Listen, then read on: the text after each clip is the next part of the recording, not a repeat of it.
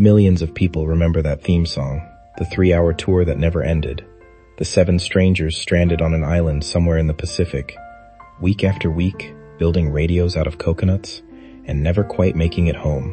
Gilligan's Island ran for 3 seasons on CBS beginning in 1964 and has never stopped airing somewhere in the world since. The show outlived almost everyone who made it. This is where they all ended up.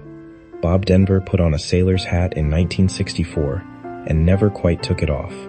He was 29 when the cameras rolled, a former math and history teacher from a Catholic elementary school in Pacific Palisades who had stumbled into acting through a sister working as a secretary on a production lot. An earlier role had made him a beatnik. Gilligan made him a household face for 60 years. The character was a grown man with a child's instincts, and Denver played him without a single moment of condescension. People who knew him said the goofiness was technique, not temperament. In private, he was shy, intellectual, well-read, and kind to everyone on the call sheet. He was also the one who pushed CBS to add Russell Johnson and Dawn Wells to the opening credits, and insisted Wells receive equal publicity with Tina Louise. A lead actor with leverage used it to share it. His 4th marriage, to Dreama Perry in 1979, lasted until the very end. By May of 2005, he was in a hospital undergoing quadruple heart bypass surgery. Within 4 months, throat cancer overtook him. Bob Denver died on September 2, 2005, at Wake Forest University Baptist Medical Center in Winston-Salem, North Carolina, age 70. Dreama and all 4 children were at his bedside. His body was cremated and his ashes were given to his family. Where they ended up has never been publicly disclosed. On screen, Gilligan never escaped the island. In real life, Bob Denver vanished without an address. Alan Hale Jr. played the skipper, a frustrated father figure whose anger always melted before it landed. What most viewers never knew is that Hale had served in the United States Coast Guard during World War II. The seamanship in his performance was real. After the show, the typecasting was so total that he opened a Beverly Hills restaurant called Alan Hale's Lobster Barrel and greeted customers at the door in his skipper hat.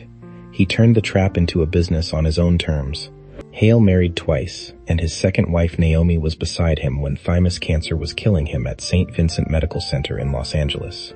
He had kept the diagnosis secret even from his closest co-stars. Dawn Wells later said she had not known he was sick at all.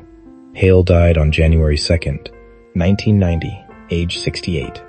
The United States Coast Guard offered him a full military funeral in honor of his wartime service. Naomi declined. Hale had asked specifically to be cremated and returned to the sea. His ashes were scattered into the Pacific Ocean. The hat-slapping captain who barked at Gilligan for 3 seasons spent his off-camera hours visiting children's hospitals in costume and ended up exactly where the script always said he belonged. Jim Backus played Thurston Howell III and came to Gilligan's Island already carrying 2 of the most distinct voices in American entertainment. He had been Mr. Magoo since 1949, work that won 2 Academy Awards for Best Animated Short. He had played James Dean's father in Rebel Without a Cause.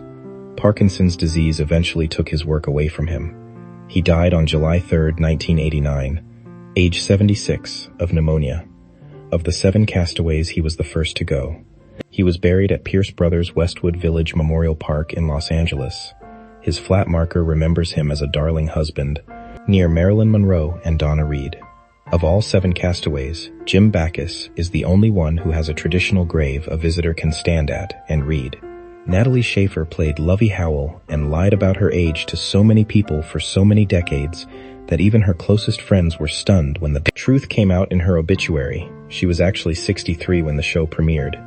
She had been telling everyone she was 51. Born in New Jersey in 1900, by 1927 she was on Broadway, and by 1941 she was in Hollywood.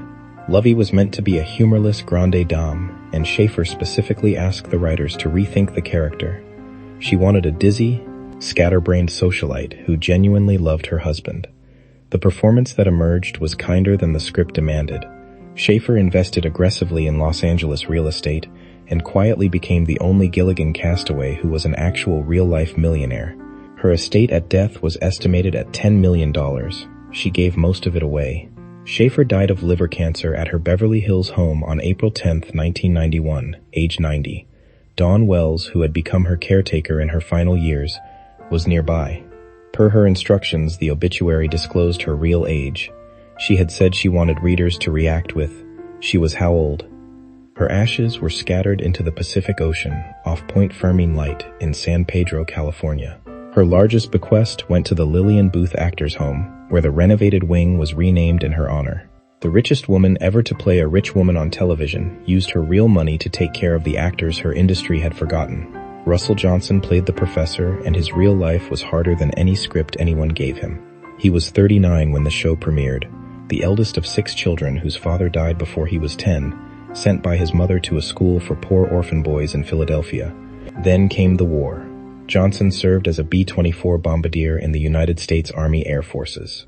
In March of 1945, his plane was shot down over the Philippines. He broke both ankles in the crash. He came home with the Purple Heart, the Air Medal, the Bronze Star, and the Asiatic Pacific Campaign Medal. He studied acting on the GI Bill and spent the next decade playing villains in westerns. The professor was the role that finally made him a good guy. His son David died in 1994 at age 36, and that loss reshaped him completely. He spent his next 20 years as a volunteer activist for HIV and AIDS research. Russell Johnson died at home on Bainbridge Island, Washington, on January 16, 2014, of kidney failure, age 89. The man who built a shortwave radio out of a coconut had in real life broken both his ankles parachuting out of a B-24 over Mindanao. The professor's competence was never invented for the script. It was lived first. Tina Louise was 30 when Gilligan's Island premiered, and she is 92 as this script is written. Born in New York City in 1934, she had studied at the Actors Studio with Lee Strasberg and won the 1959 Golden Globe for New Star of the Year. Ginger was written as a hard-edged temptress, and Louise refused to play her that way. She negotiated a Ginger who used her glamour as survival rather than weapon. She fought constantly with the producers, refused to appear in any of the 3 reunion films, and has spent 6 decades insisting Gilligan ruined her film career. She earned $1,500 per episode and has said as recently as 2025 that she still does not receive residuals. After Dawn Wells died, she told reporters she had loved doing her part.